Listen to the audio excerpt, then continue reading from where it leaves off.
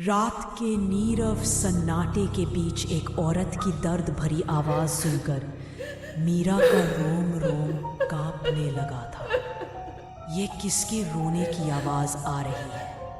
आज तो अस्पताल में कोई मरीज भी भर्ती नहीं है और वो कमरा तो वैसे भी बंद रहता है। मीरा का दिमाग कहता था कि उस कमरे में किसी के होने की कोई संभावना नहीं है, लेकिन दिल जानता था कि आखिर ये आवाज है किसकी। लड़खड़ाते हुए धीमे कदमों से मीरा कमरा नंबर 9 की तरफ बढ़ने लगती है। कमरे के बाहर पहुंचकर वह दरवाजे में लगे शीशे से अंदर झांक कर देखती है तो उसे वहां कोई नजर नहीं आता। मीरा के वहां पहुंचते ही रोने की आवाज भी बंद हो गई थी। हैरान होकर मीरा वहां से जाने के लिए मुड़ती है, तभी उसे कमरे का दरवाज़ा जोर जोर से पीटने की आवाज़ सुनाई देने लगती है, जिसे सुनकर मीरा बुरी तरह चौंक जाती है। कौन है वहाँ? कौन है? मीरा के पूछते ही एक बार फिर से किसी औरत की बुरी तरह से रोने चिल्लाने की आवाज़ें सुनाई देने लगती है। एक तरफ दरवाज़ा पीटने की दमदम, दूसरी तरफ वो डरावनी रोती हुई स्त्री की आवाज़। मीरा सुधा दौड़ते हुए डॉक्टर राघव के कैबिन की ओर जाने लगती है, लेकिन अचानक सुधा को महसूस होता है कि राघव के कैबिन के बाहर कोई औरत काला लबादा पहने खड़ी उसे ही घूर रही है। कौन हो तुम? क्या चाहिए तुम्हें? सुधा के पूछने पर उस औरत के सर से वो लबादा हट जाता है। सामने खड़ी हुई महिला का चेहरा इतना भयानक था कि उसे देखकर सुधा के मुंह से चीख निकल जाती है और वो हड़बड़ाकर जमीन पर गिरती है। उस औरत का चेहरा नहीं, राख की एक धुंधली आकृति थी जो सुधा की चीखते ही हवा में मिलकर वहां से गायब हो गई थी। सुधा की चीख सुनकर डॉक्टर राघव अपने कैबिन से बाहर आ जाते हैं। क्या हुआ सुधा तुम्हें? नीचे कैसे गिर पड़ी? डॉक्टर यहाँ कुछ था। अभी यहाँ कोई खड़ा हुआ था जो मेरे देखते ही देखते राख बनकर हवा में गायब हो गया। कमाल करती हो तुम। कौन होगा यहाँ? जानती हो ना, इस गांव के लोग अस्पताल में इलाज कराने नहीं आते।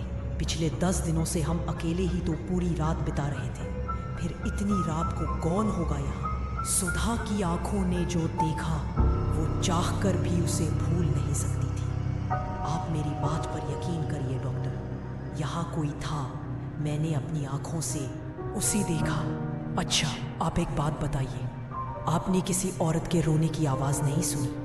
मैंने खुद अपने कानों से उसके रोने की आवाज़ सुनी, और जब मैं कमरा नंबर 9 के पास गई तो वो आवाज़ अचानक से बंद हो गई। आसपास घना जंगल है, ज़रूर किसी जंगली जानवर के रोने की आवाज़ सुनी होगी तुमने। घबराओ नहीं, मुझे ऐसा लगता है तुम्हें आराम की ज़रूरत है। मैं ड्यूटी पर हूँ, कोई मरीज़ आएगा तो मैं अटेंड कर लूँगा, तुम चिंता मत करो। सुधा हॉस्पिटल से निकलकर कुछ ही दूर पर बने अपने कमरे की ओर जाने लगती है कि तभी उसे किसी के कदमों की आहट सुनाई देती है। सुधा पीछे मुड़कर देखती है, तभी एक तेज हवा का झोंका आता है और सुधा के खुले मुंह से काली राख ओढ़कर उसके मुंह में चली जाती है। कुछ पलों के लिए सुधा की आंखों की पुतली काली पड़ जाती है और फिर अगले पल नॉर्मल रंग में आ जाती है। सुधा अपने कमरे में जाकर आराम करने लगती है। अगली सुबह नर्स सुधा और डॉक्टर सृष्टि अस्पताल पहुंच जाती हैं। आज पहली बार गांव के लोग एक 14-15 साल के लड़के को लेकर अस्पताल में आते हैं। डॉक्टर साहब, देखिए ना क्या हो गया है मेरे बच्चे को। अचानक ही पूरा शरीर नीला पड़ने लगा इसका। आंखें नहीं खोल रहा है। हम तो जतन करके थक गए, अब बस आपसे ही उम्मीद है। आप बिल्कुल भी चिंता मत करिए, मैं अपनी तरफ से पूरी कोशिश करूँगा। राघव बच्चे दिनेश को अस्पताल में भर्ती कर लेता है और सृष्टि और राघव मिलकर उसका इलाज शुरू कर देते हैं। राघव, इस बच्चे की कंडीशन मुझे तो कुछ ठीक नहीं लग रही। ना तो किसी जहरीले जानवर के काटने का शरीर पर कोई निशान दिखाई दे रहा है और ना ही ऐसा लगता है कि इसने कोई जहरीली चीज़ खाई हो। फिर अचानक इसे हुआ तो क्या हुआ, मुझे भी कुछ समझ में नहीं आ रहा। फिलहाल आज रात के लिए इसे अंडर ऑब्जर्वेशन रखते हैं। अगर सुबह तक भी कुछ हराम समझ में नहीं आया तो इसे शहर रेफर कर देंगे। रात घेर आई थी। राघव और सृष्टि आज ड्यूटी पर थे। देर रात गया अचानक। बेहोश पड़े दिनेश के शरीर में हलचल शुरू हो जाती है और वो किसी जिंदा लाश की तरह अपने बिस्तर से उठकर तन कर खड़ा हो जाता है, जिसे देखकर सृष्टि चौंक जाती है। लेट जाओ, मुझे देखने दो, मुझे तुम ठीक तो हो ना? सृष्टि स्टेथोस्कोप लेकर दिनेश के सीने पर लगाती है। तभी दिनेश एक जोरदार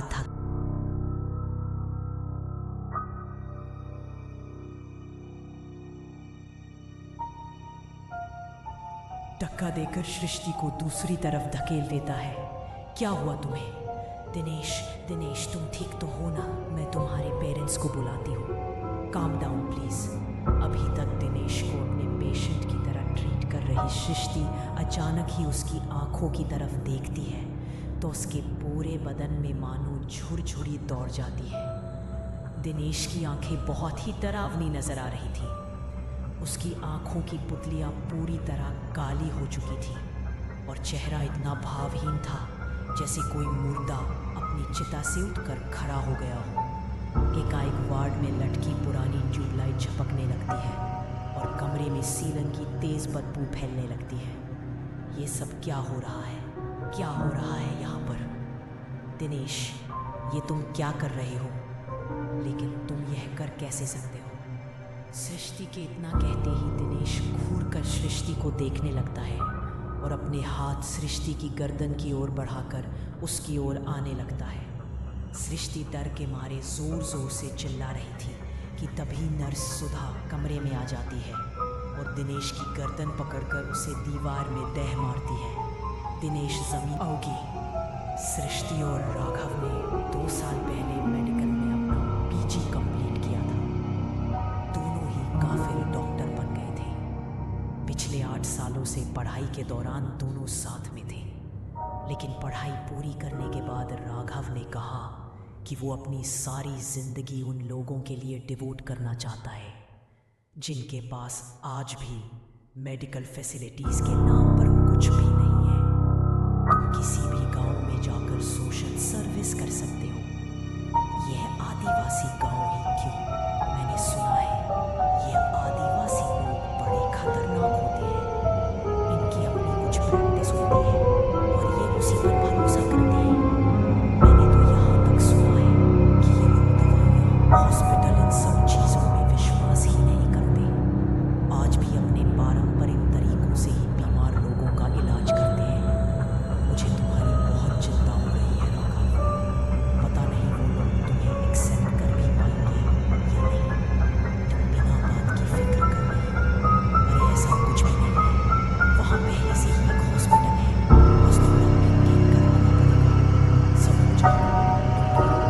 राघव सृष्टि से प्यार तो बहुत करता था, लेकिन वो जानता था उसे अगर अपने मकसद तक पहुँचना है तो इस इमोशनल कनेक्शन को यही तोड़ना होगा। सब कुछ छोड़ छाड़ कर राघव झारखंड की पहाड़ियों के बीच बने उस आदिवासी गांव में पहुंच गया था। कच्चे मकानों वाले ये छोटा सा गांव बड़े शहर से आए राघव को काफी अजीब नजर आ रहा था।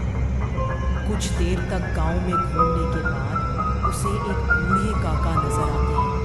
अरे काका, मुझे राजकीय अस्पताल जाना है, जरा मदद कर देंगे क्या? राघव की बात सुनकर बूढ़ा आदमी राघव को ऊपर से नीचे तक घूर कर देखने लगता है। क्यों जा रहे हो वहाँ? अस्पताल नहीं, मुर्दा घर है वो जो वहाँ जाता है। मुर्दे से भी बुरी हालत हो जाती है उसकी। लौट जाओ, कभी मुड़कर भी उसकी तरफ मत देखना। बड़े अजीब लोग रहते हैं यहाँ। मैंने बस अस्पताल का पता पूछा और ये ऐसे आपे से बाहर हो गए। ठीक है, अस्पताल का पता नहीं बताना, मत बताओ, लेकिन ऐसे चीखने चिल्लाने का मतलब क्या है? सृष्टि ठीक कह रही थी। आदिवासी जगह है, यहाँ के लोगों को समझने में मुझे अभी काफी समय लगेगा। अस्पताल को मुर्दा घर कौन कहता है? हाँ, उस बुजुर्ग से मिलने कुछ देर बाद राघव एक पुरानी सी खंडारनुमा बिल्डिंग के सामने खड़ा था, जहाँ टूट टूटे फूटे बोर्ड पर राजकीय अस्पताल लिखा हुआ था। ओह थैंक गॉड, यही है अस्पताल। लेकिन इसकी हालत देखकर तो लगता है यहाँ कोई चिड़िया भी पिछले 10-20 साल से नहीं आई है। राघव ने देखा अस्पताल के दूसरी ओर एक सरकारी आवास भी बना हुआ है। राघव ने सरकारी मकान में जाकर अपना सामान रखा और थोड़ी साफ सफाई के बाद उसे रहने लायक बना लिया। कुछ दिनों की मेहनत के बाद अस्पताल से कुछ कमरे साफ सफाई करके इस्तेमाल लायक हो गए थे। एक दिन अस्पताल के बाहर एक गाड़ी आकर रुकती है जिसमें डॉक्टर सृष्टि और नर्स सुधा दिखाई दे रहे थे।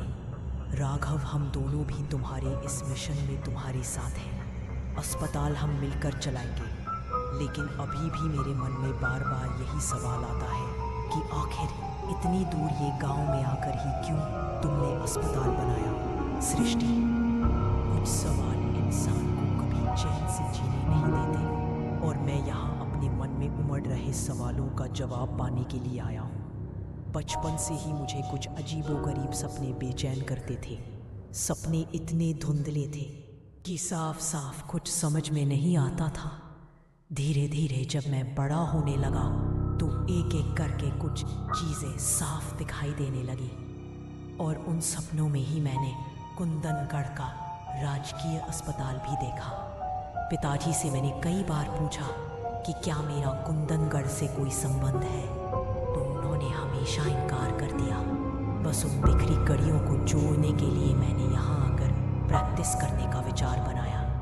मैं खुद को यहाँ से बहुत जुड़ा हुआ सा महसूस कर रहा हूँ। इस हॉस्पिटल का हर कोना ऐसा लगता है जैसे मुझसे कुछ कहना चाहता है। सृष्टि राघव से अलग नहीं होना चाहती थी, इसलिए काफ़ी सोचने के बाद अब वो भी राघव के साथ हॉस्पिटल में काम करने के लिए अपने साथ एक नर्स सुधा को लेकर कुंदनगढ़ आ जाती है। हम क्या मुंह दिखाएंगे सृष्टि, वो लड़का हमारी जिम्मेदारी था। आदिवासी गांव है, पहले ही लोग हमारे इलाज करने के अंग्रेज़ी तरीकों पर भरोसा नहीं करते। ऐसे में अगर उन्हें पता लगा कि हमारे अस्पताल में हमारी नर्स के हाथों उनके बच्चे की मौत हो गई है तो हम इस गांव से जिंदा लौट कर नहीं जाएंगे। बताएंगे कि शरीर में एक ऐसा इन्फेक्शन है जिसे यदि किसी ने भी छुआ तो उसे भी यही खतरनाक बीमारी लग सकती है और इस बीमारी के कारण ही दिनेश की मौत हुई। हो सकता है गांव वाले हमारी बात पर भरोसा कर लें। जैसा कि सृष्टि ने कहा था, डॉक्टर राघव गांव के मुखिया को दिनेश की बॉडी सौंपते हुए वही बातें दोहरा देता है। मुझे ऐसा लगता है डॉक्टर साहब ठीक कह रहे हैं। वाकई दिनेश की हालत सामान्य नहीं थी। अगर डॉक्टर साहब का कहना है कि दिनेश को किसी को भी नहीं छूना चाहिए तो हमें उनकी बात माननी ही चाहिए। कोई भी दिनेश की लाश को नहीं छुएगा। ऐसे ही बक्से में बंद करके ही उसका अंतिम संस्कार कर देंगे। मैं नहीं चाहता कि कोई भी महामारी इस गांव में फैले। गांव वालों ने सृष्टि और राघव की बातों पर भरोसा कर लिया था। फिलहाल तो गांव के लोगों को पता नहीं लग पाया था कि नर्स सुधा ने उसकी जान ली है, लेकिन राघव और सृष्टि के सामने कई अनसुलझे सवाल खड़े हो गए थे। आखिर सुधा को क्या हुआ रे? ऐसे अचानक उसने दिनेश को क्यों मार डाला और अब वो गायब कहाँ हो गई है? आखिर क्या है इस अस्पताल का राज? क्या नर्स सुधा पर कोई शैतानी ताकत सवार हो गई है? क्या राघव और सृष्टि यहाँ से कभी निकल पाएंगे? और भी ऐसी वीडियो देखने के लिए हमारे चैनल को सब्सक्राइब करें।